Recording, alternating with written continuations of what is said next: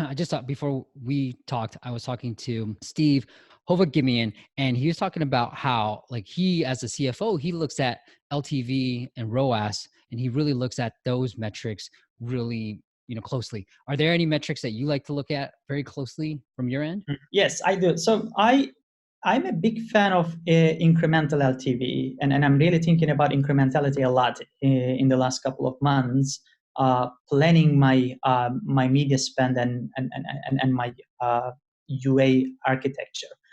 And apart from that, I look into retention very closely because Seller is a brand new product in the market, and we are cracking the opportunity in the mobile esports genre.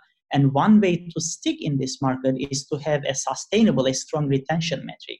And I believe every single user that we bring in to the product should retain at least for a specific amount that we can attribute ourselves, or we can define this campaign as successful.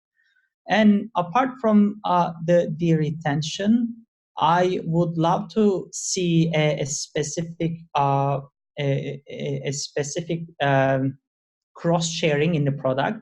And again, this is a very product related metric.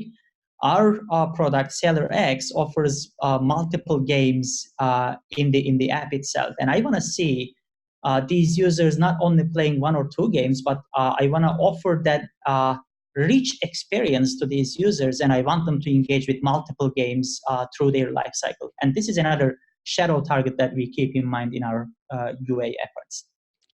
Yeah, I like that. And I like that you're coming about it because you may not see revenues, especially because you're in beta right now. You're like, I don't know what the revenues, and maybe you haven't figured out the revenue model yet either. And so it's like, hey, the KPIs change. You're like, I'm focused on retention. I know revenues are going to come if retention is strong. And so it's kind of like different KPIs will shift as you mature within the app cycle as well. Totally. Cool.